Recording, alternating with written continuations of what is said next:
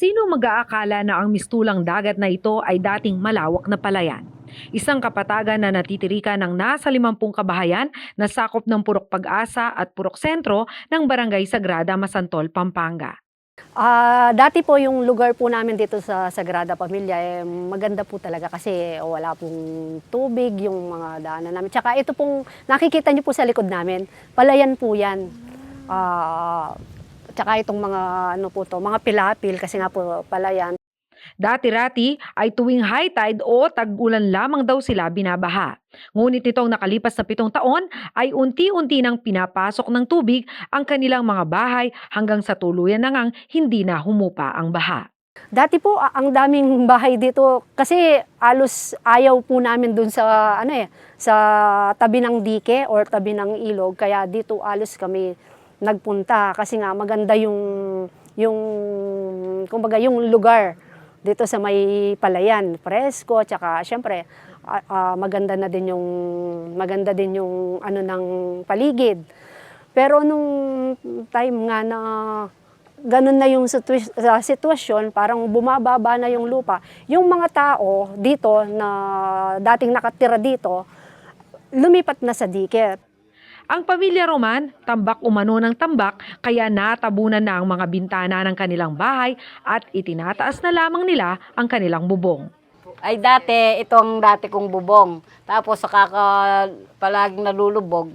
Ayan, tinaas ko hanggang dito. Ayan, yung mga bintana, talagang naano na sa lubog, nasira. Ayun, parati kaming lumulubog. Kahit na gabi-gabi napupuyat dahil sa tubig, patas ng patas. Yun naman lupa, pababa ng pababa. Pero di ba nagtatambak po kayo? Kaya lang hinahabol ng tubig. Ilang beses na po kayo nagtambak sa bahay niyo? 4 na beses. Dahil sa baha, marami raw sa kanilang mga kapitbahay ang nangibang bayan na, habang ang ilan ay lumipat sa dike gaya na lamang ng pamilya ni Oliver Santiago na nagtayo ng kanilang barong-barong. Dati po kasi nalulubog yung bahay namin doon eh. Mga ilang taon na, 5 taon na po ata. Kaya lumipat na lang kami ng pamilya ko dito. Wala kami magagawa eh. Hindi kami pwedeng tumira doon sa bahay namin. Laging lubog eh. Ngunit ang dike na kanilang takbuhan, tila malapit na rin daw lamunin ng tubig. Ang mga silid-aralan na nag-iisang paaralan sa barangay, hindi na rin mapapakinabangan. Tanging ang school building na ito, na 3 taon pa lamang buhat ng itayo, ang hindi napapasok ng tubig. Super challenging po kasi napakadelikado po sa part nila during high tide po. Kasi po high tide pa lang po, talaga pong lubog na po yung mga classrooms, especially po yung mga daanan papunta po dito sa school. So, napaka-risky po sa part po nila yung pagpunta po dito sa school namin. Ayon sa Department of Public Works and Highways, mababa ang lokasyon ng ika-4 na distrito ng Pampanga, partikular ang Masantol at Macabebe na siyang daanan ng tubig papuntang Manila Bay. At dahil barado ang mga waterways, sa mga bahay na pupunta ang tubig. Malaking tulong daw sana kung nakapagsagawa ng dredging sa nasabing lugar. Malaking maitutulong nun kung natuloy yung mga pagdidredge ng mga major waterways natin.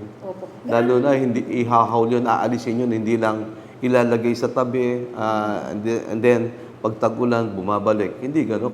Hindi raw kakayanin ito ng gobyerno kung kaya't nagbigay sila ng permit sa mga private companies para magsagawa ng dredging. Ngunit sa hindi maipaliwanag na dahilan ay wala raw natuloy sa mga ito. Actually, hindi sana mangyayari yun kung natuloy lang yung mga kumuha ng dredging permit natin dun sa mga major waterways natin. Kung natuloy yung mga yon, akalain mo, millions of cubic meter ang i-extract nila doon, yun, pupuntahan na ng tubig yun. So, hindi na babahain halos yung mga bayan natin, lalong-lalo na yung mga low-lying areas natin sa Port District. Nandiyan yung Macabebe, Masantol, Binadin. So, kung natuloy yung mga dredging na yon, kasi yon, sa pagkakaalam ko, humingi sila ng dredging permit para i-haul yung ma-extract nila doon for reclamation. Maganda sana yon.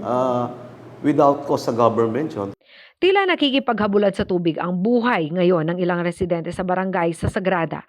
Ang kanilang hiling ay makapagtayo sana ang gobyerno ng infrastruktura na haharang sa tubig bago nito tuluyang sakupin ang kaunting lupa na natitira malapit sa dike na kanilang tinutuluyan. Ako si Jenna Lumbang Parungaw, taga rito kasama nyo para sa CLTV 36, atin to.